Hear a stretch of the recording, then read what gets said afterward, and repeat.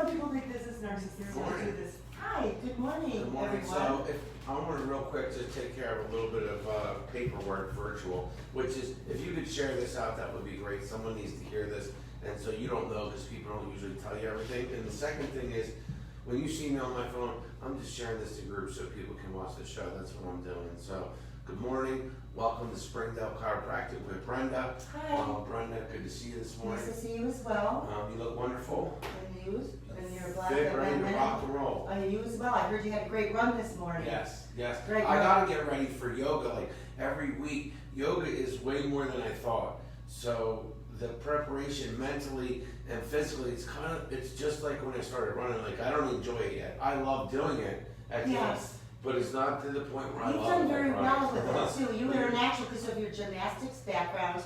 You know, I am not just giving you lip service here. I was amazed at your capabilities. Christy as well.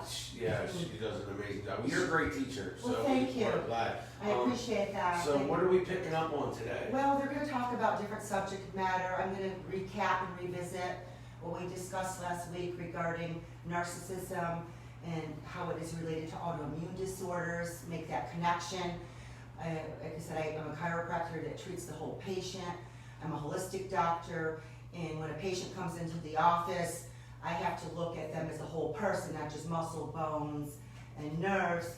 And there's different things that precipitate musculoskeletal discomfort in addition to physiologically digestive disorders and other maladies that occur physiologically due to this type of abusive tactics that's running rapid in the world. And it's not discussed a lot. It's kind of like when we were saying, and we were discussing in our earlier videos how, what will the neighbors think? People don't want to discuss it.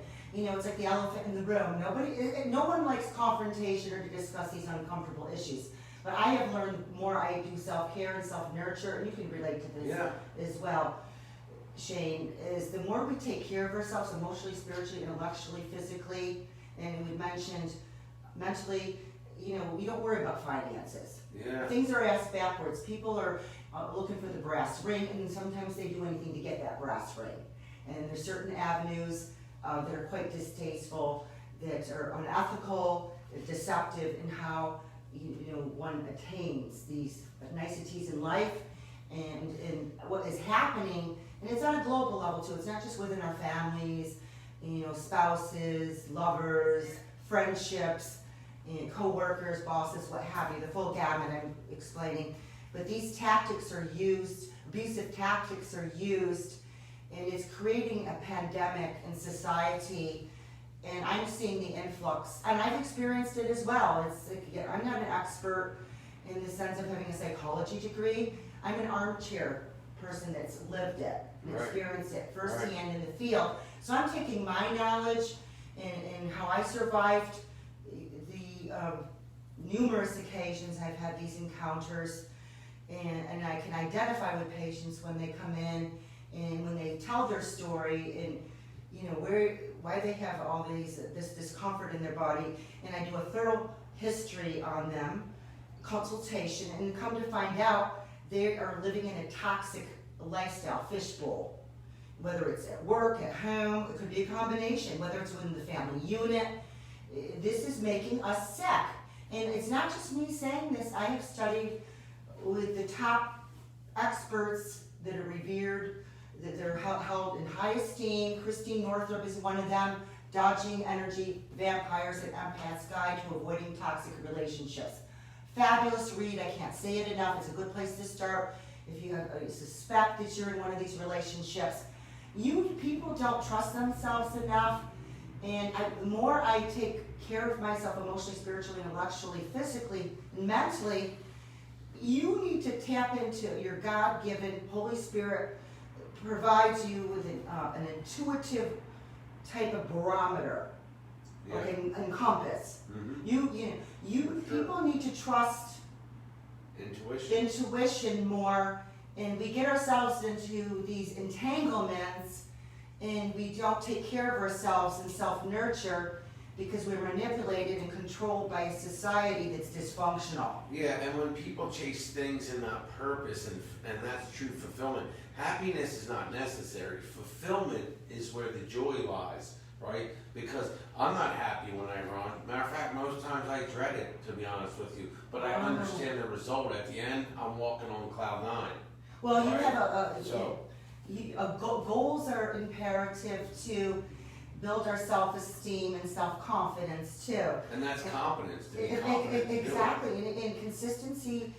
Sometimes when people look back and reflective, it was more the journey than when you meet the end goal. Yes, it's only the journey. Exactly. You look back and actually I know in my lifetime when I've looked back and like I said, I've had a lifestyle, a very opulent lifestyle. I've been in foster care. I've been in the middle of the road. I've experienced all the flavors of life in the sense of these various experiences. Well, if you didn't have pain, you wouldn't understand pain joy, right? Sure, you have to know the opposite, and that's what we've all went through, but we've told our story.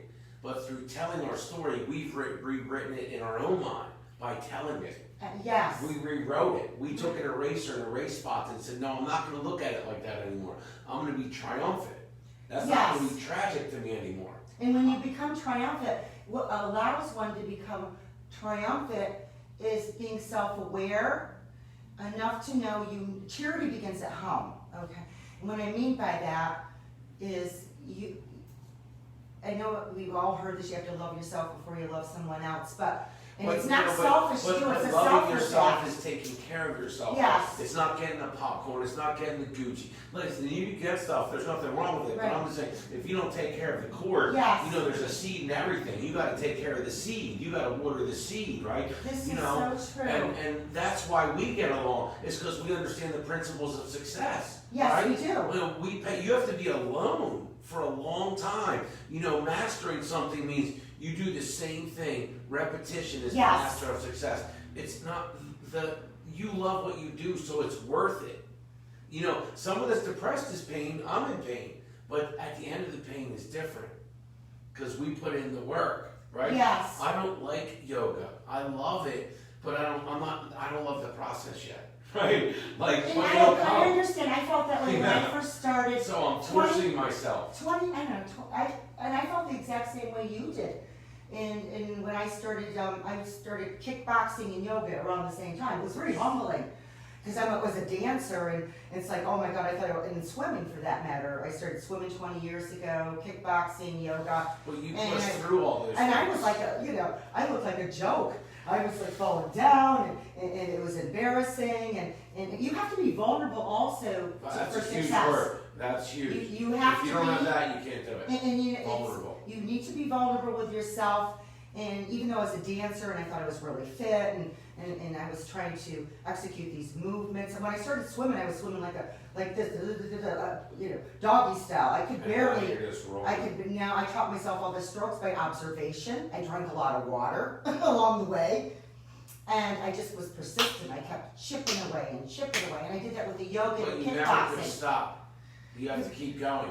Yes. Because of the process. Yes, and it was, I just had that hunger, I think, in my belly, that I wanted to accomplish this. I had a goal set, and I still am making these goals in yoga and swimming. I'm trying to learn the butterfly, and that's not so easy, I must say. No one taps you on the shoulder and says, you need to go swim today. We have to put fire under our own arse. We have to ignite that fire under the arse. We have the fire in the belly to be successful. Discipline is not doing something when you feel like it. It's committing. Like, I think commitment is a word that people use loosely. Yes. Understand what commitment is. You have to cut off everything else. Like, you have to think, what are you going to give up? People tell me, the one thing that just cracks me up and is sad is when people say they don't have time, because that's not how it works. Well, I find that It's to what be you do a with lame your time. excuse, and But it should take precedence, actually. Self-care should take precedence. It's like over breathing. Netflix, Oh, gosh, yes. over Facebook, Yes. over Instagram, Snapchat, Yes, TikTok. Yes. You can't tell me in 24 hours you can't take 1 hour for yourself. It's not true. And it's an hour of substance. Yes. The other is it's like beta waves. It's not the type of sustenance that you want to take it to the next level. It's not an escalator like ice cream. It's a step like you're stepping up yourself to get to evolve. Correct. And that level of self-reflection, sometimes the epiphany doesn't occur until you've been through horrific hardship like both of us. Yes. I've endured horrific hardship, and I'm still dealing with a lot of things I'm not going to go into today. And like I said, I have a story that's very Hitchcockian. I worked with the best PI in the world on my case. I'm not trying to brag, but he took an interest. He called me actually, and my case is still in limbo, but I am still working, and I will work until my last breath. And my ability to self-care allows me, and I pray to the Holy Spirit. I prayed before I came over here. Let me be an instrument of God and the Holy Spirit. I prayed before I came over because some of the subject matter I'm going to discuss requires prayer and guidance that I don't have in the third dimensional being state. Yes. I need to tap into the divine and have a direct line to the divine to facilitate my knowledge so I can come out and speak the words to the public, and I be used as a vehicle to the public to nourish their minds, to enlighten them, and to educate them on the dysfunction in the world. I feel this is my purpose, and what God has put me in this place. I'm not here to bash people or condemn. I'm human, I have faults, I'm not flawless. And I think where it starts is to know our strengths and weaknesses, which I've learned in the last 4 years. I've really done a lot of deep, they call it dark shadow work. Yeah. It's called shadow work, where you have to go really deep into the murky waters emotionally, see what your contributions are. You become introspective and self-reflective, and you might have childhood wounds that went unattended, because we have choices as adults. It doesn't matter, I'm going to parlay it into what we're going to be discussing today. And we'll broach that soon. But first and foremost, I want everyone to know this. This is York Fresh Food Farms. And I have cards in my office. This truck comes around. It's all organic foods, nourishment with local farmers. It's in various locations. Look it up online. There's a list here. I'm not going to go over all of them on the back, but you can look it up online and locate a truck in your vicinity. In addition, you can say people that have the access card can also utilize this, and they also provide money back with coupons. So this is beautiful because all people can get the proper nourishment that are out there. Sure. It's available to you now, and I had mentioned to you I would let everyone know this because I want to see all our brothers and sisters have good nutrition because it makes us think better. So we can self-nurture and self-care. When we eat the right foods, get the right sleep, imbibe the right amount of water, do the right exercises, it takes us out. We're all in this together, like we've mentioned. Yeah. And we want to lift each other. We don't need to be competitive. When we're the best that we can be for ourselves, you don't even think about competition. No. You want to be happy for other people. Sure. When someone has something euphoric happen in their life, whether it's job success, they go on a beautiful vacation, we need to be happy for one another in our accomplishments.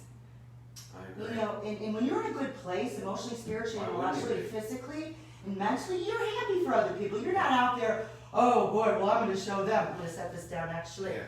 So anyway, I just wanted to share that. But the subject matter, I'm recapping, last week we had discussed narcissism, how it affects our health, autoimmune disorders that are cultivated, and there's finding that more and more strong connections that when we are exposed to narcissistic type of abuse, and that word is a negative connotation, I know it does, and this is cultivated in childhood. I'm going to recap.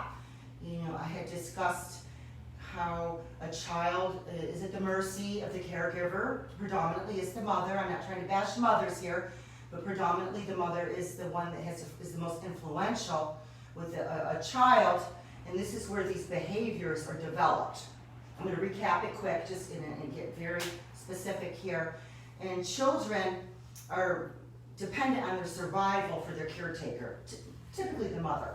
And if the mother is emotionally in a bad place and she isn't taking care of her emotional wounds and become introspective and self-reflective due to what's going on in her environment, maybe the husband works long hours or he's having affairs, like I'm just saying, recap, but the child becomes a recipient.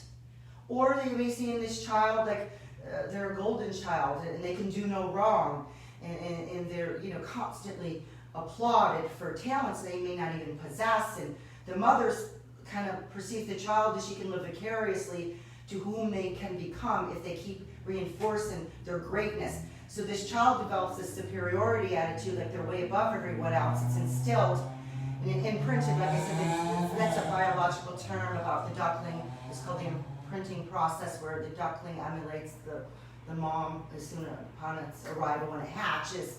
So this child has this, their brains are forming and developing when they are small children. And what happens is there's just it's established now, this superiority. Like they can do no wrong, everyone else is wrong. They cut their feelings off, because that's not how humans are. We have a bevy of feelings. We feel sadness, like you said, happiness. We feel joy. We feel downtrodden sometimes.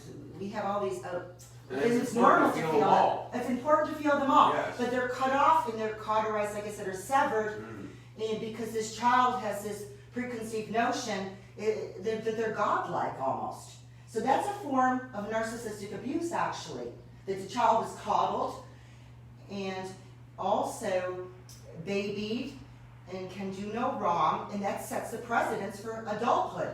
You can go the flip side too. It's kind of like the resultant is the same, where the child's abused and the father, maybe, I'm just using a scenario here, is out having affairs and he's never home, doesn't pay the bills. So the child is the scapegoat and gets the fallout from the dynamics in which the mom is experiencing. He's treated like a little husband and forced to mature before his time prematurely. So both of these scenarios create the same resultant, is what I'm trying to convey to the public. Right. And it's called object constancy, because they cauterize or shut their feelings down.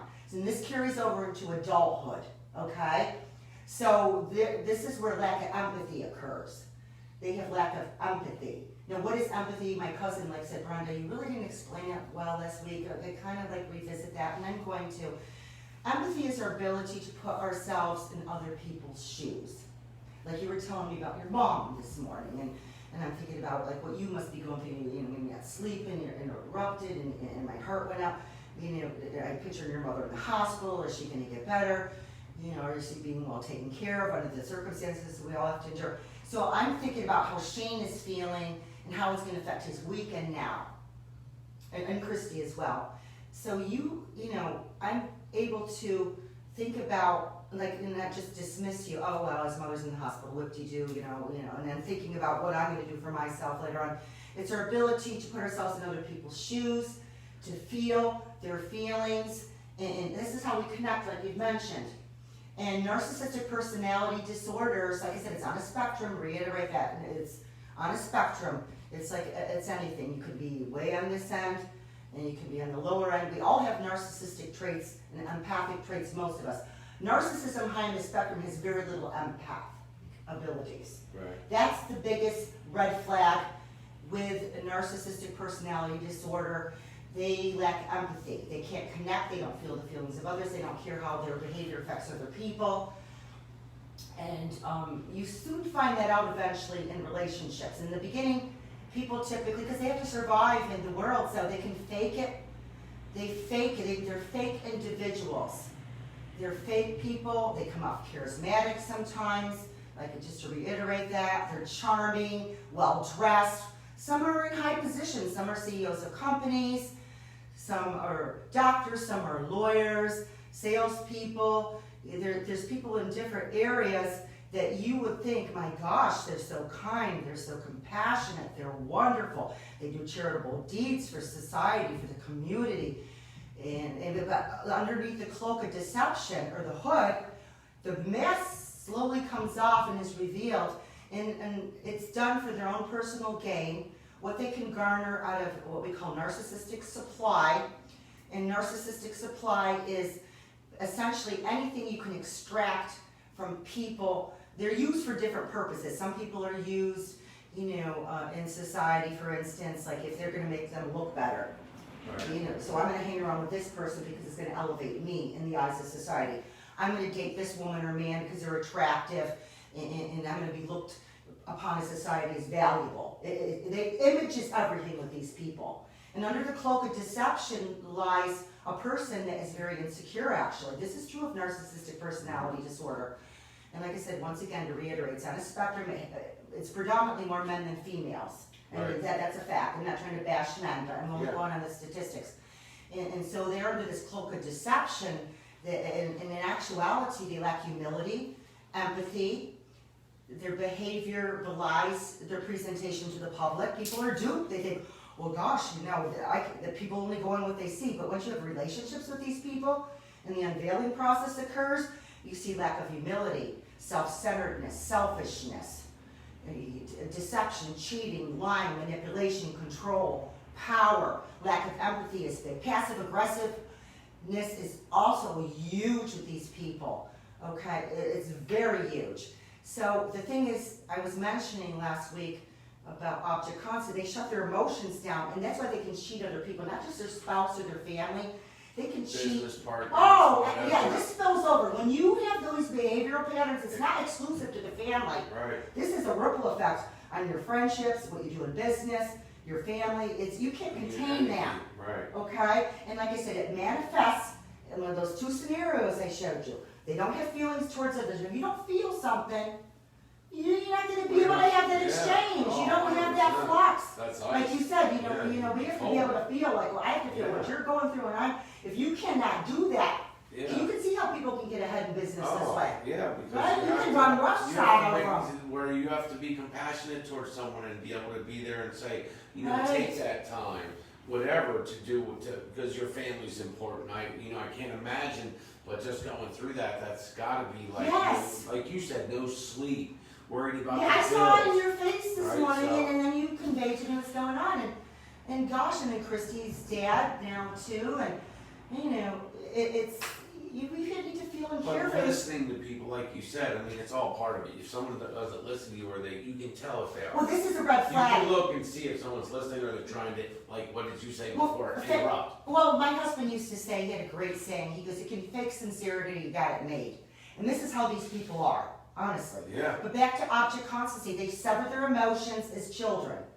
So this is why they can cheat, lie, manipulate spouse, lovers, the public. They can dupe the public and think they're the most these people are Peter Piper had pickled peppers. No. Pillars of society.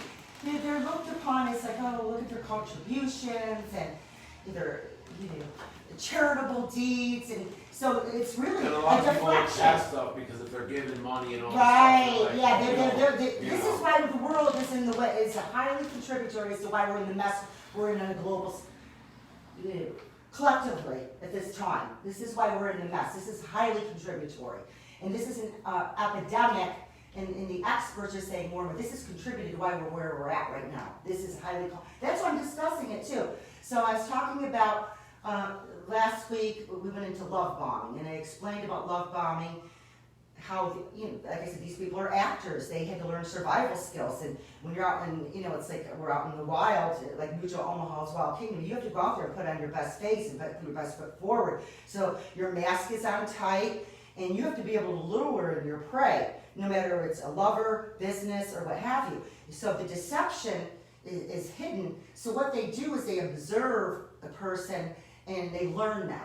They want to know what their weaknesses are and their strengths. They mirror and mimic. Yeah. And what they do when they mirror or mimic is when you project that onto another person, the recipient thinks, oh my gosh, they like me. And basically what they're doing is they're extracting your good qualities for their own. They use that in their playlist because they're going to utilize those good qualities. And that's why you fall in love bombing phase early, because they're taking these good qualities, which they did with their previous people they've groomed in the past. And usually lots of times in romantic relationships, when they're grooming you and getting this information and studying you, mimicking and mirroring and extracting your good qualities, they will give off good qualities from the previous people they've groomed.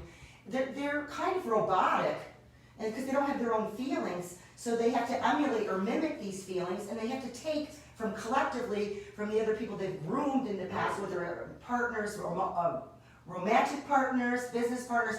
So they take segments, collectively infuse them, and this is why you fall in love with these type of people, because they're veering back to all these good qualities that you took from the other people, They're taking yours now, and they're gonna use that with grooming the next person.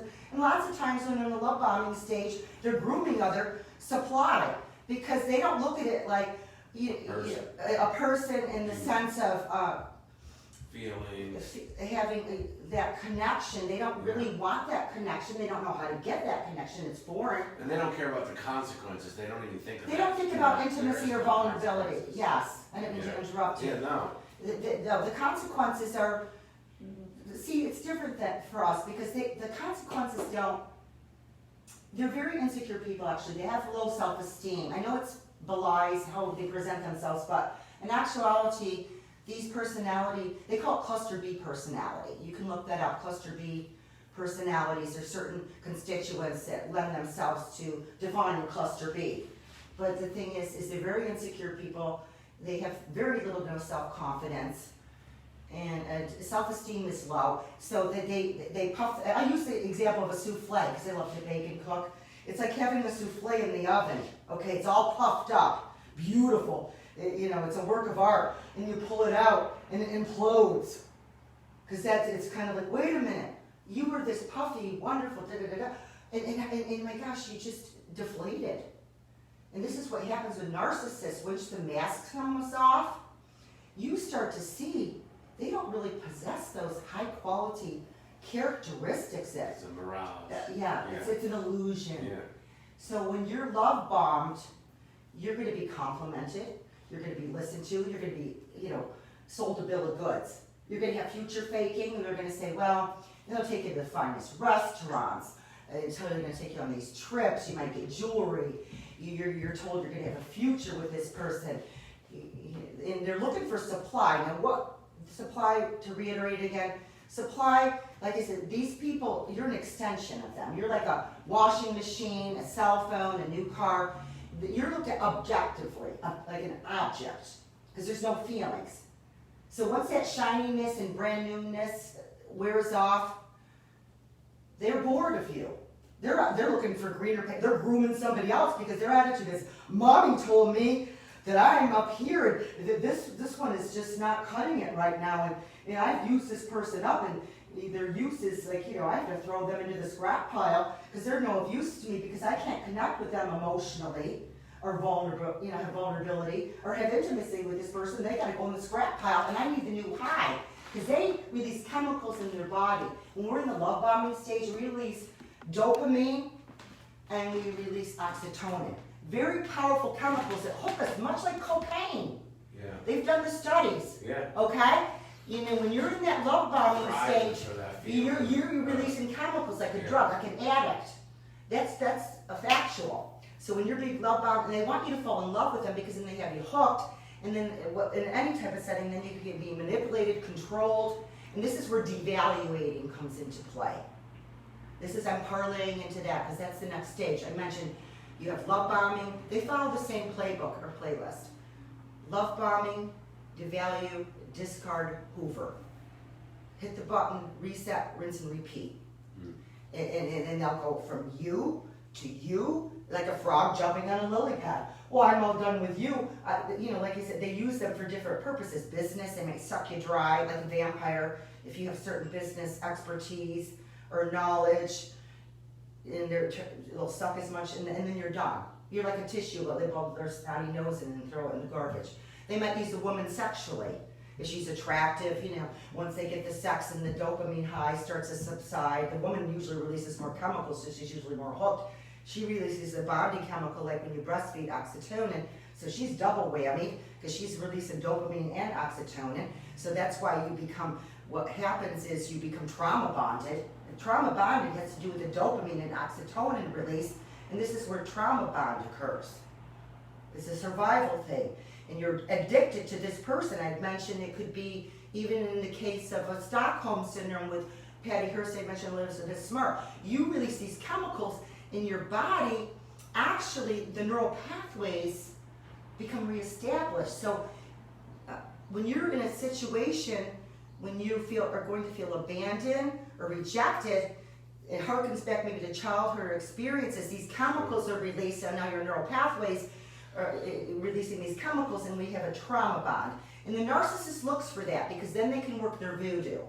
Because now they can start to devalue you. Now, what does that mean? So you've had this wonderful experience. You think you found your soulmate, your twin flame, and they can't compliment you enough. They listen, and your perception is they're listening to you because they're interested. They could not care less what you have to say. They're getting information so they can use you for narcissistic supply, like I said, for sex, for business. Maybe they want you to take care of their children.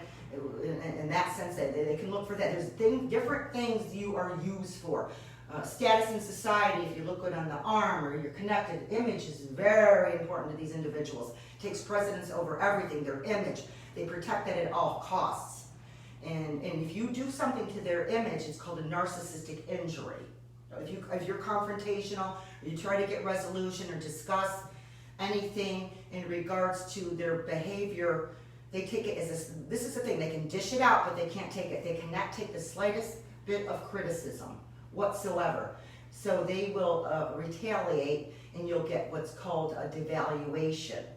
And devaluation starts to occur. They make snide remarks, or try to say something disparaging about your looks or your personality or your work ethics, or you're going to get whammied or hit below the belt in the breadbasket with some type of remark that makes you feel, because they want to pull you down to their low vibratory level. Because they really, like I said, to reiterate, they have low self-esteem, their confidence, it's all smoke and mirrors. It's like a peacock. And when that thing folds up, that becomes a small constituent underneath. And underneath the hood, it's all a circus show. It's misery. It's misery. And but the public is like, a lot of people are like the emperors with no clothes, and look at them, how grand. They got this car, this house, these businesses, they dress like they walked off a GQ. Holy, and people are like, they're woo. Hello, emperors with no clothes. Remember what the little boy said, out of the mouth of babes, the truth. And this is where empathic people come into play, because they're more easy targets. Because empathic people are more apt to they want their helpers. They want to help people. They care too much, maybe sometimes over the top, which gets them into trouble. That they have a tendency to take on other people's problems and they become codependent. Because it's kind of like taking on your problems and not looking at my own weeds in my garden. And the crazy part is they both come down to low confidence, because if Absolutely. you're confident, you won't allow it because of your value. So just because they're two extremes on each side, the core of both of those is low confidence. Because it is if low you're self-esteem. confident and you take care of yourself, and just real quick to touch base on the food and the exercise, then you don't allow. So you can always raise out of this. You can retrain your brain to not allow this person or to be that person.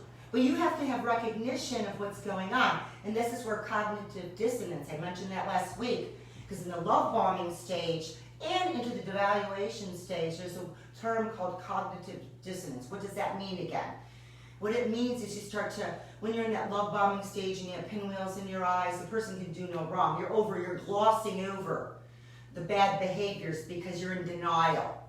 Because you have codependency issues or shadow work you haven't accomplished or childhood wounds. So you're going to make excuses for these people. Well, they had a bad childhood or a bad day at work, and so they're abusive behavior. It's called cognitive dissonance, where you don't see, you're in denial of really what's going on. And you allow bad behavior to infiltrate into your life, and you make excuses because you have your neural pathways have been disrupted. So therefore, like I said, it's kind of like cocaine. They say and actually another thing the experts have said, they've done brain studies on MRIs, and when you've been pummeled and physically abused, they've done studies on brains that have been emotional. You can't quantify it. You can't use empirical information when someone has been emotionally abused or tormented. Right. But they have done studies on the brain, and actually they say it's worse than if you've been pummeled physically. So this is why a lot of these people get away with this, because you cannot figure out a way to contain and quantify and have empirical evidence of this abuse. Mm-hmm. But they have done studies. I mean, this is how serious this stuff is. This is an epidemic. Sure. So the devaluing stage, people gaslight you. I've been gaslit by this county. I'm not going to go into it. But I've experienced it firsthand. And let me tell you, narcissism, they can coalesce together too, like a pack of wolves. And they can have bad behaviors. they coalesce like the good old boys club, the brotherhood, and they can dupe the whole community because they, and once again, take it down, narrow it down to that one person that dresses well, contributes to society, looks the part, looks like he's the perfect family man, has the nice home, the nice cars. People are just, they're duped like the emperors with no clothes. Like they're all this. You can also coalesce. That is success, so they think that's success. Well, people are brainwashed. Yeah. Because the thing is as we grow up, we have choices as adults to differentiate. And if you use your own intuition, if you do more self-care you do, the more you see light. Oh yeah. I prayed before I came over here this morning, and I asked the Holy Spirit to come in. I go, please let me be a good voice for the people. Please, out of my tragedy, please let me help others. And my husband, came to me like, it's like he would love me to help other people in memory of him, and that's my goal, is because if I can see to make changes in people's lives from my experience, and I've garnered this knowledge from so much pain. You've been through a lot of pain too, it's not just me, and you get so much knowledge from pain if you make the right choices to seek and gain wisdom from your experiences. And wisdom is also self-nurturing, taking care of yourself, self-love, because like I mentioned, until you fill your own glass and it spills over, you can't help anybody else. And I had to learn how to do that in the midst of my tragedy. So I ramped up my self-care. It was tough, like you said, it was like going for that run. I didn't want to get out of bed for like a couple of months. I used to tell myself I had back problems, right? You used to tell Listen, yourself. right? And I don't. I really don't. And I watched this thing about, I'm just going back to what you're saying about emotional. People don't believe it. They really don't, right? They're like, no, there's something in there. And like sciatic, all that. But if you really look at the core, if you want to be vulnerable and honest, and you look at the core, it's the inflammation, it's the foods, it's the message you tell yourself, it's the way you treat yourself. Because the backbone is like strong as an ox. Even the disc. I watched this whole thing on how strong, and your bone will adjust. Like if you lift stuff up, your body will get, like your bone is strong. So God didn't make junk. yeah, so I just want to testify to that. Yes. Because my back is not, it's my training was. And yoga's changed that because she would always say, your core, and I'm like, I'm doing enough, right? But I'm not. Well, the core, to reiterate what the core is, a lot of people aren't aware what the core is. I'm going to show an exercise at the end here shortly because I want to show exercises weekly to inspire others in areas of contention that they're concerned about. The core is the abs, the back, the quads, the hamstrings, and the glutes. That constitutes the core. And when you learn core exercises, they can be independently of each muscle or compound motions which incorporate all and utilize all muscles in the core. Those are your ultimate, like the burpee, for instance, is considered a compound motion, if you will. The plank, we're utilizing all that whole muscle group, and I want to teach people that. And when your core gets strong, it's like a spokes on a bicycle. It stems out to the extremities, or raise off a sun. It comes off like spokes off a wheel, raise off a sun, and it strengthens the extremities by default. So that's what the core does, essentially. But the valuing that stage is they want to break you down so they can manipulate and control you. You're going to be tossed aside because they're grooming another person. Usually, when someone starts devaluating you, whether it's in business or romantic, they already got their, they shelve you. You want to shelve. Like I used a candy store example. Oh, I love Reese cups. Oh, I ate the Reese cups, but you know what? I'm going to put those aside. Or it's like a girl like playing with a doll. I'm going to put that back on the shelf because I see this sugar daddy over here. No pun intended. And I think I want to try that. I think I might like a sugar daddy better than those Reese cups, actually. Guess what? You're going to be shelved. And you're tossed aside because they don't have the feelings. They didn't develop the bond to begin with, so you can be shelved or like a tissue, thrown in the garbage after it's your receptacle. And they're done with you until they realize the grass wasn't greener. They're like, oh no, I gotta go back to the shelf and get that toy. Or I want those Reese cups now. After they devalued. There's other ways when you're devalued, you're gaslit. What does gaslit mean?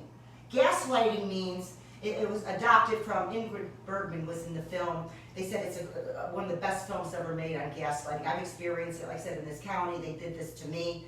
I'll explain it down the pike, how that occurred, but I'm very plugged in and attuned to what it is. 1944 adaptation of the film.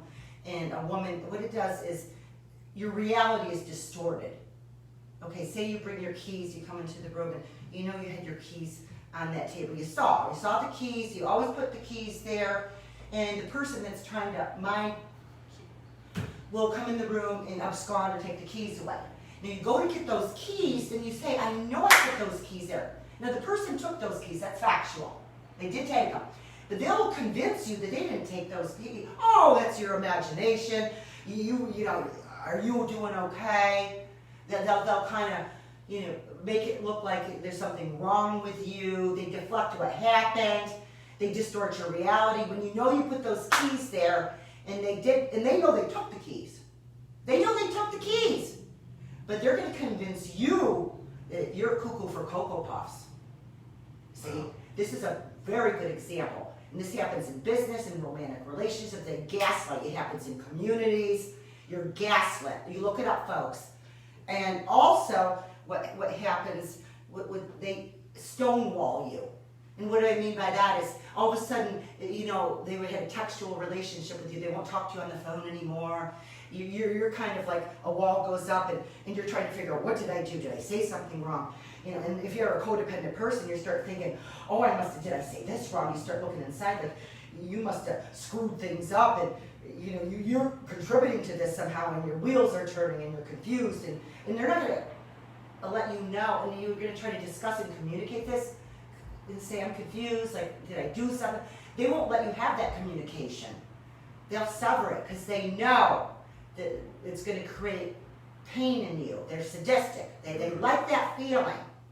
And if you do get to them and call them out, I've done this to people. Yeah. In this community, in the men I've dated, I called them out, and you create a narcissistic injury, it's called. Because they can't take any of the slightest criticism. They cannot take it at all. They can dish it out. They'll put you down and devalue you to the cows come home. But you say one thing against mama's baby boy or girl, oh no. You know, this is how it is. It's a fact. So they will stonewall you. They will gaslight you. You'll get the silent treatment. So if you try to get in touch and try to get clarity and communication, like human beings, adult human beings would have a conversation and sit down, like what went wrong in the relationship or the business deal. You're not allowed it. They're above that. They're not going to give you that because they don't have any feelings towards you to give that. They got their needs met, whether it was financially, sexually. Like I said, people go after people for different reasons. Yeah. Like I'd mentioned before, people. This is where a lot of these marriages take place because someone thinks someone has a lot of money. Do they have insurance policies? Do they own this? Do they own that? You become prey to that predator because they're thinking, okay, what can I get out of this person? What can I extract? And there's different things they're looking for. Like I said, that, business connections, image, maybe a mother for their children. If there's a loss, they will seek out that to fill that void. And you're using it as extension. They really just need you for what they want you for because they're selfish and self-centered. They lack humility, empathy, compassion, kindness, and they do not have the ability to connect and bond because they don't have the feelings from the object constancy was severed early on in the game. And this is the sad part. These people are very difficult to treat. This isn't me talking. Yeah. It's kind of the die has been cast. Well, I mean, if that's the sad part. You can't really move forward at the end of the day. Well, because they're perfection. They look at themselves like it's everyone else is wrong. And that's why you won't have an adult conversation ever.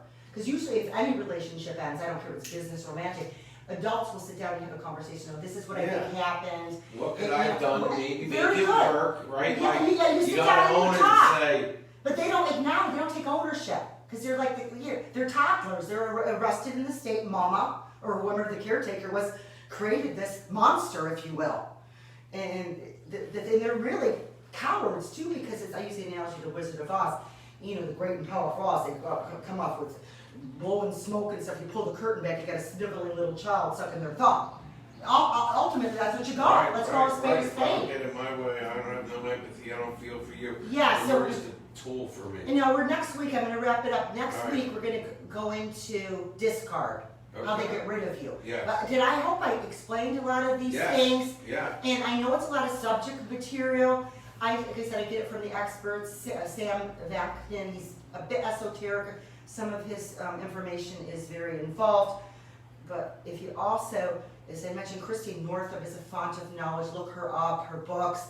Richard Grannon, I've utilized, and there's numerous people on YouTube. And if you want to contact me, I'll be glad to set you up with resources where you connect on YouTube. That has been my counseling. And I'll be honest, in the area, not to put other counselors down, but I've gotten more information out of YouTube and these people in the field, because this is new to the public. This is new to humanity. These behaviors, we're starting to recognize them. We're starting to see the veil of deception. Commerce, social media made information like, and they can't hide anymore. It's like you can run, but you can't hide. Yeah. And they don't like that. They don't like that. So next week we're going to talk about the discard phase. And if people have questions, please feel free to reach out to my site. I'll be glad to answer them. Like I said, I treat the whole patient. I'm seeing a lot of this. I've been through it. And I've survived it, and I'm trying to take the knowledge from my pain and help and lift others and give them insights and valuable knowledge that I've acquired, so along the way as well. And I'm going to show another exercise about before food. the exercise. Can I ask something about food? I saw this thing on TikTok. Okay, yes, I saw absolutely. this thing on TikTok about strawberries. That you put them in either vinegar or something. To be, like if there's worms in them, it comes out. I don't know if it's true or not. But I didn't know about that. I don't know. So I saw it on TikTok. My wife's looking at me funny. The worms I always like that. Yeah, I don't know. But anyway, it dries them out. Vinegar is a very vinegar. Yeah, it's alkaline. Let me know if it's true. Anyone out there? I'm not sure about that. I reminds me of a little childhood. How do you clean your jingle. strawberries? I just rinse them off and let it colander. But I organic too a lot. It reminds me of a little childhood jingle. The worms crawl in, the worms crawl out, the worms play pinochle in your snout. I don't know. I had to give it some levity after the heavy combo we experienced. But so strawberries are high in vitamin C. They're good? They're exorbitant in vitamin C. How's corn? Is corn good for you? It has various vitamins in. There's like 3 or 4 actually. They're not as prevalent as like your high antioxidant fruits and vegetables. Corn. The cruciferous vegetables are the best to consume actually, because what? Cruciferous. What's that mean? Like crunchy ones, like cauliflower and broccoli. The cruciferous, they're cancer preventers. String beans, nice green. You know, eat what's in season. And the truck comes actually in the square, like where I live in Arlington. Yeah. In Marion Drive, I went the other day. I filled a whole basket up. It's enough for a week. You wouldn't believe the bountiful harvest I acquired in this one basket. Oh my gosh. And please, and it's less expensive than the food in the grocery store. The regular price I'm referencing, not the organic necessarily. What did you get in your basket? Oh gosh, I feel like Little Red Riding Hood.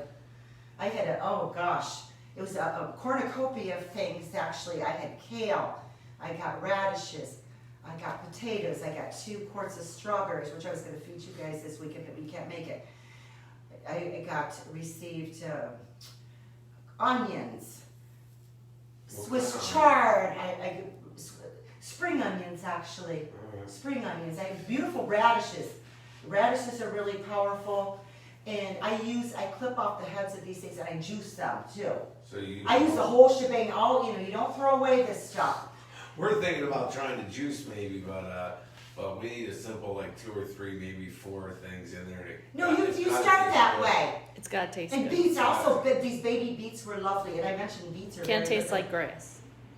Pardon me? Yeah, It can't taste like grass. Is there anything? No, mine do not. I had juice this morning. Oh my gosh, I must have put 15 things in my juice this morning. Oh. But I have all this stuff now. Tastes like shit. She's been doing I have all this stuff. So how do you make it taste? Parsley too. Parsley's a natural diuretic in watermelon. I put watermelon in today too. Oh, watermelon. I put celery, I put watermelon, I put parsley, I put Swiss chard. What's Swiss chard? It's a green that is very high in antioxidants. Because I don't have time to ramble off all the vitamins. There's just a bevy of vitamins in these. Swiss chard's way up on the list. It's way, uno numero, way up there. And I put carrots, I put ginger, I put beets, I put beet green heads. I put, what else did I put in there? I put a bit of an orange. As I mentioned, I put watermelon. I put the strawberry heads. I decapitate them. I eat them with my teeth. I toss the strawberry heads into the elixir, I call it. And I put a little probiotic in there, a little lemon water and lime. that goes into the elixir, and I consume that, but certain things will sweeten it like this. I put some rhubarb in there too. I was gonna make you rhubarb pie this weekend with strawberries. Oh, you would not, rhubarb's lovely. And the combination. That's fine. I'm making the face Well, because I I feel bad. I feel bad that we I'm had to being reschedule. passive aggressive. I'm using a narcissistic trait to make you feel bad. I'm just kidding. No, but you know, the whole thing about feelings is we all control them. Most people No, don't I guess understand it's how to like the control them.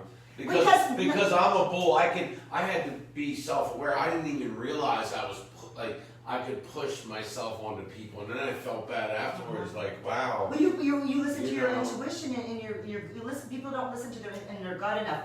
Narcissists cannot self-regulate their emotions. People are like, I couldn't say no to you. I'm like, oh my God, really?